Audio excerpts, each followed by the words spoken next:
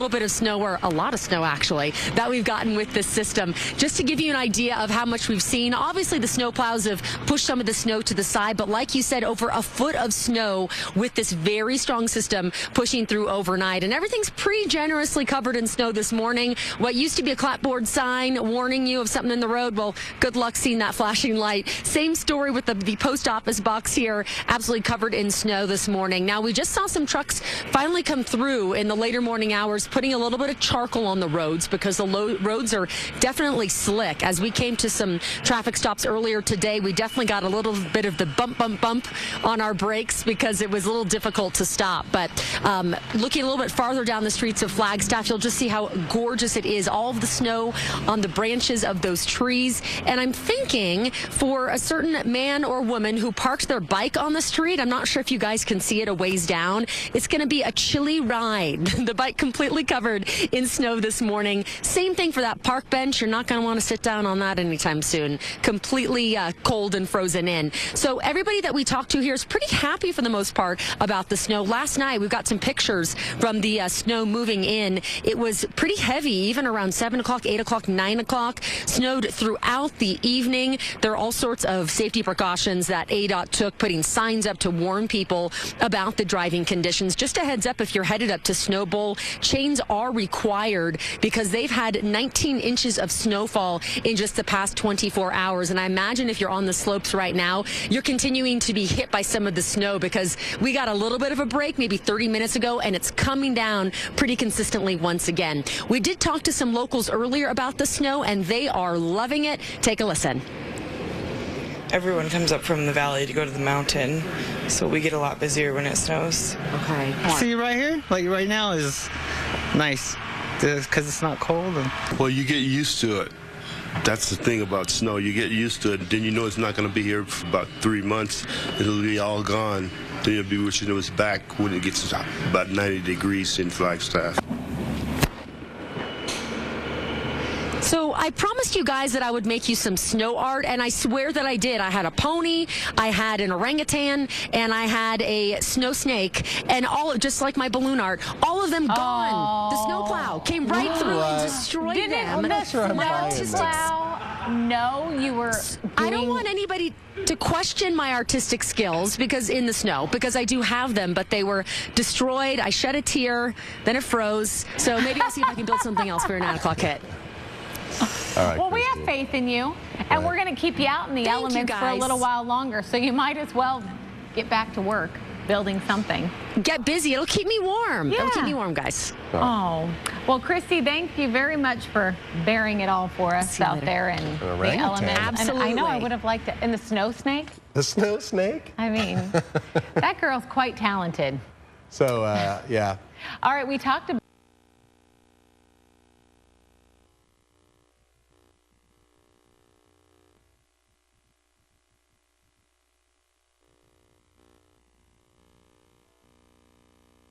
scanner right over there.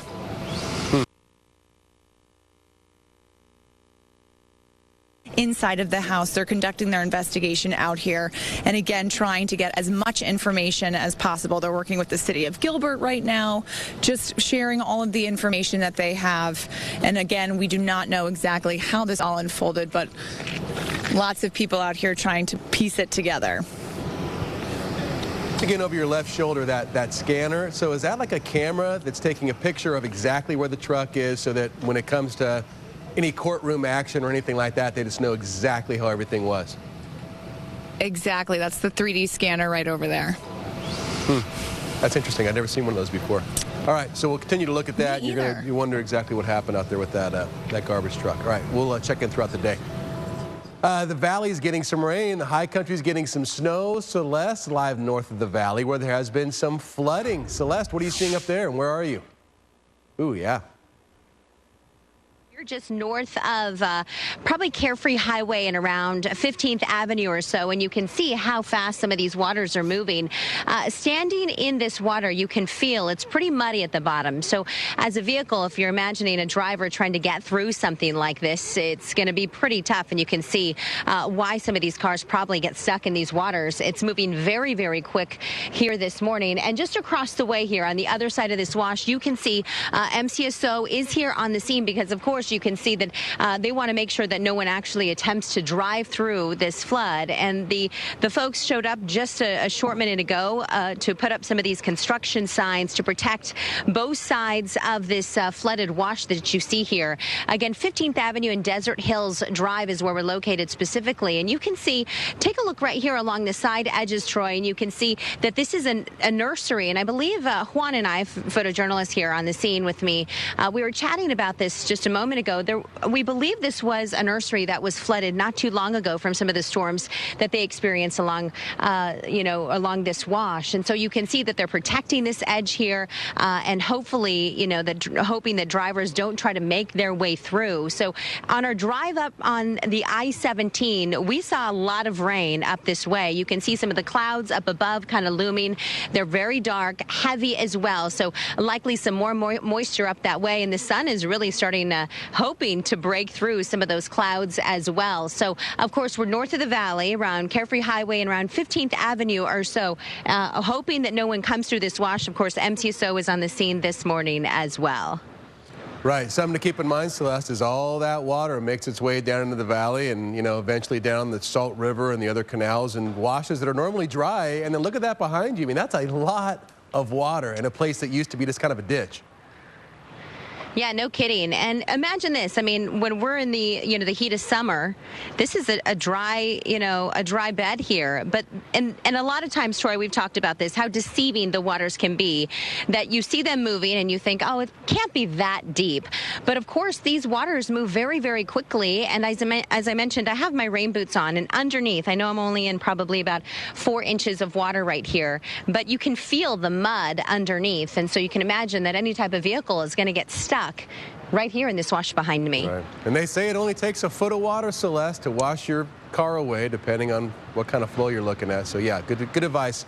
Stay out of there. Thank you for the report. Ron is out in the newsroom now taking a look at some other headlines happening brand new this morning. Ron? Well, as a matter of fact, right now, they are saying that the tornadic activity that we saw over the last couple of days up in New England, that there is a new band of weather that they're watching.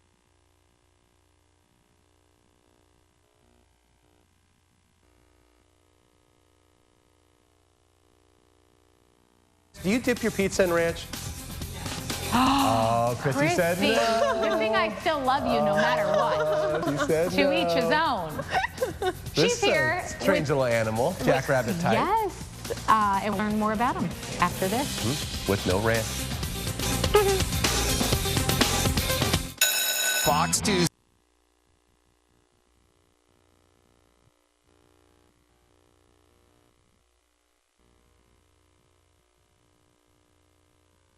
And this is Mocha. Mocha's still really young. She's about 2 months old. When these guys are full grown, they're huge. They're the 3rd largest rodent in the world. So sitting down, they sit about this tall. Gosh. They can be 30 inches tall, 30 pounds. Wow. Yeah. And she looks like she's probably agile with these long Got some jumping legs feet back there. and legs. She is. You're absolutely right. Now, these guys can actually jump 6 feet, which is really far for such a small little animal. They can run 30 miles per hour. So they're really fast. When they're hopping around, they look kind of like a little rabbit hopping around, but when they take off, they look like a horse galloping. Oh, wow. Yeah. And you said she's a plant eater, right? She is. She's an herbivore, and being a rodent, her teeth continually grow. So she's having to chew on hard things to keep her teeth from growing too long. Is she a bite hazard? So you don't have to worry about her biting. Sometimes she nibbles. She nibbles. Oh, she went at me. Yeah, but it doesn't. She's a rodent. She's just grab it. It's like she's a baby teething. She needs a teething ring. So can you find her in the baby animal nursery right now, or is she located somewhere else? So right now she's being raised to be a part of our education department, to be a little cavy ambassador, but we do have other Patagonian cavies inside our baby animal nursery, as well as a wallaby and some jackal pups. Oh, I bet they're adorable. Corey, come in here and pet them. She's got some funky looking teeth. I wish you could see her too. Yeah.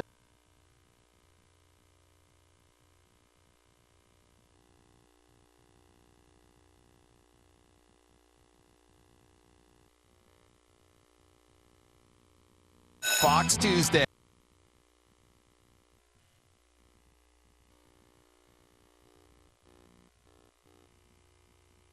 Hey. Hello.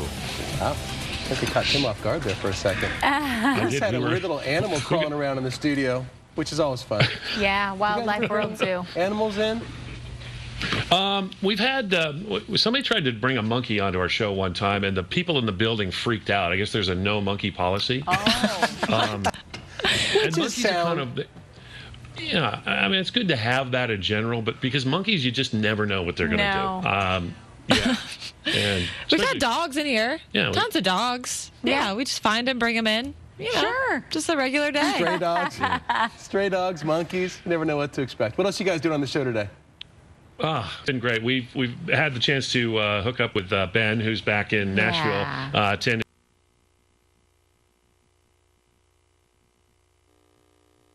Onto it, because you just never know on those days you're missing them. You could just like rummage through it and, you know. Yeah. Sentimental. That antifreeze. Yeah. You know, you might want to look at it and, yeah. It doesn't spoil, though, does it? I mean, I'm sure it's still good. I'm sure. I have no idea. It's not like milk. True. It's fine. Good point. It's true. Well, all they've promised you is that it won't freeze. So, I mean, I think that's on the label. So. Right. Good point. Yeah. Good point. It's called anti-freeze. A reason. Right. Exactly. Right there. All right, thanks, guys. We'll see you next hour. Yeah, next hour we'll talk to you about who you would send to the moon, because Elon Musk is building the spaceship, so we're trying to decide.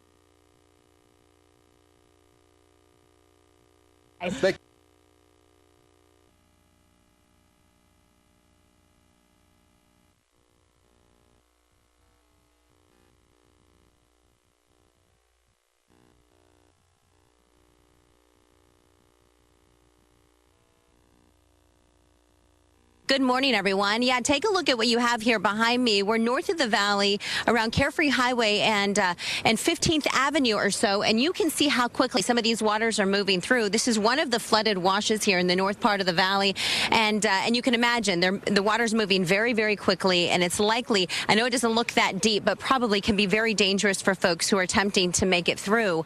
MCSO is here on the scene, hoping that drivers don't make their way through, and of course, you also have some folks who just showed up to put up some construction signs to make sure the drivers don't make their way through. We are in the middle of a neighborhood, really, a lot of ranch properties. Good morning to you, Jan. I know you live nearby. Yes, I do. Good morning. Good morning. And tell me, what's your experience with the history of this area? Does it flood a lot here?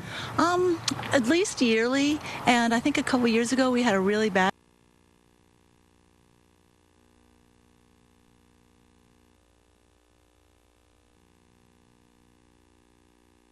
15th Avenue or so, in the middle of a horse ranching property. And at the bottom of this flooded wash here, you're going to find a lot of dirt, a lot of mud, obviously, so which makes it very, very easy for a lot of these vehicles to get stuck. So be aware of this as you're heading in and out of the area.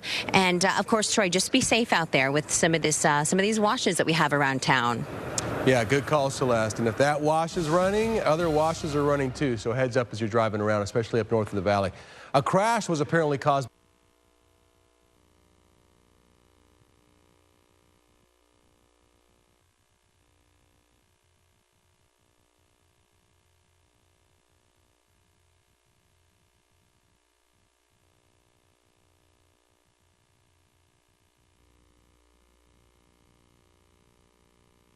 Be very careful, even though we can see the sun kind of peeking through these beautiful clouds.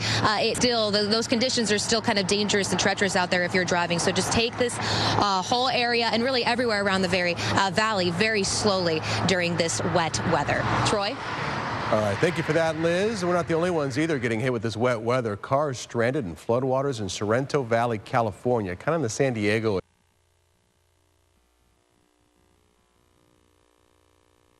Here, Marcy.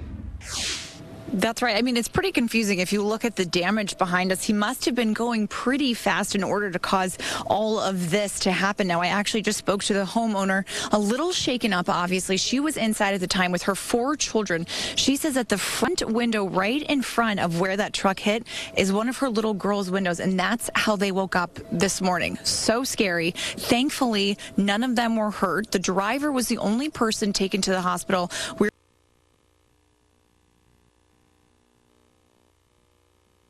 Kind of exactly what happened at what point. Now, they're doing a little bit more of an investigation, talking to neighbors, people who were around to see what led up to this. And of course, they're going to have to talk to the driver as well when he can. But this is what we know so far. We're going to stick around and see if we can talk to anybody else and get more details. And of course, we'll bring that to you as soon as possible.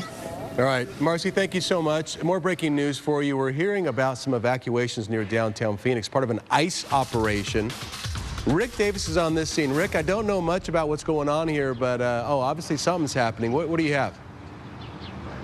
Well, we don't know a lot just yet, but I can tell you that ICE just made an arrest of a male suspect that they said may have been armed. It went into I believe a house or an apartment complex where they had to evacuate neighbors that live close around to secure the area and get him into custody.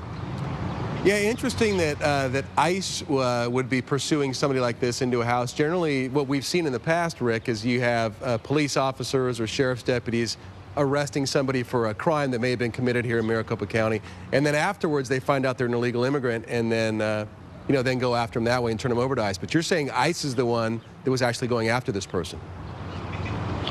Yeah, from my understanding is that ICE asked for backup from Phoenix to evacuate neighbors in the area to get this suspect who just moments ago was arrested, and he's now detained, I guess, and in the back of one of the squad cars up there. Now they're just trying to clear the area and make sure they have everyone that they're looking for. All right. So hopefully we'll learn more about this. Thank you for that. ICE, though, getting their person. Now, so right now, is the scene deemed safe for anybody who's in that neighborhood? This particular area, I think they're still in there investigating the area where he was apprehended. But for the most part, yeah, the neighborhood is safe. They've kind of stood down and they're just kind of, going through and seeing what all they need to pick up inside that he may have had for evidence. All right, photojournalist Rick Davis, thank you for the reporting, Rick. Nice job out there. Let's get to Ron Hoon now in the newsroom, taking a look at some news that's breaking as we speak. What are you seeing, Ron? All right, Troy, I want to show you what they're dealing with in California. Now, we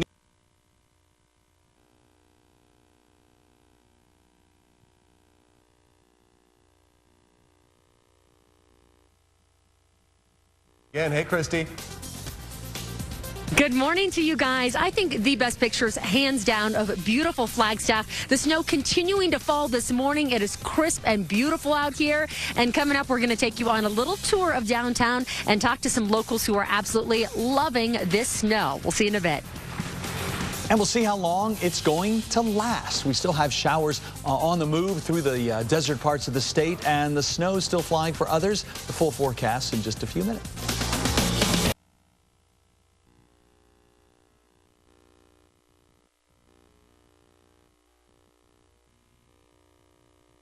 Linda moved here from a much colder environment. What do you think of the snow here compared to, was it Colorado you were living in? Yes, Fort Collins. It's about the same. I mean, in ways it's the same. It doesn't stay as cold as long, I don't think, in Colorado. Yeah. You look like you're well prepared, though, with your outfit here. I bundled up today because I knew I was going to have to walk some. I had to catch the bus. The snow on my car was just overwhelming. Too much. And I couldn't do it today. Now, she stuck around. She was actually running late for work, and we've held her here in the Fox 10 van. It's her first experience in a news van. So we want to send her off to work, but just tell us real quick, what do you plan to do later? Are you going to play in the snow? No, not at my age. I probably don't. I would rather just watch it, and I probably will have to walk some home in it, so that'll do. Well, enjoy some hot cocoa or a hot toddy while you're watching it, and we're going to send you on your way to work because I know you're late. Thank you so much, Linda. We want to give you guys a quick picture of all the beautiful snow that's here in the streets of Flag. They've been blowing the snow in the streets in addition to scooping it up with snow plows. Everything's still covered pretty well. If you take a look at the mailbox over there easily, you can see that significant snow snowfall that happened overnight. We actually have a couple of bikes that are completely covered in snow off to the side of the roads, and it's still pretty quiet here in Flag. The school's either closed or they have a little bit of a delay, and some people we spoke to in a cafe said, yeah, the college students, they like to sleep in, and especially on a day when maybe they don't have class, they roll in, you know, late lunch, early afternoon, and just sit and enjoy the beautiful picture, which is exactly what we're doing. So we'll have some more pictures for you guys coming up at noon today, but in the meantime, I will send it back to you in the warm Phoenix studios, although I have to say we're loving it here. It is absolutely gorgeous. Yeah. So hello from Flag. We'll see you again soon. Okay, Christy, always good to see you. Get yourself a nice warm cup of coffee. Ooh, You've earned it. That sounds perfect. Your keep Thank today, you guys. That's for sure. Good stuff up there, Christy. So, I mean, is it over? Christy, keep the receipt. Oh, Yes. right. You know. Yeah, she's out of town. She can expense We'd like that. some verification. You said it, not us.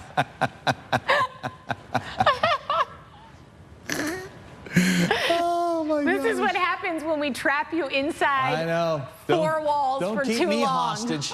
You can keep your average Flagstaff resident hostage in a news van like Christy did, but don't try to pen me in. No. I'm going, I'm not in here with you guys this often. This is nice. Well, you're way out of here. I just might. I smell pancakes. I think they're coming up later in the show, too. Hey.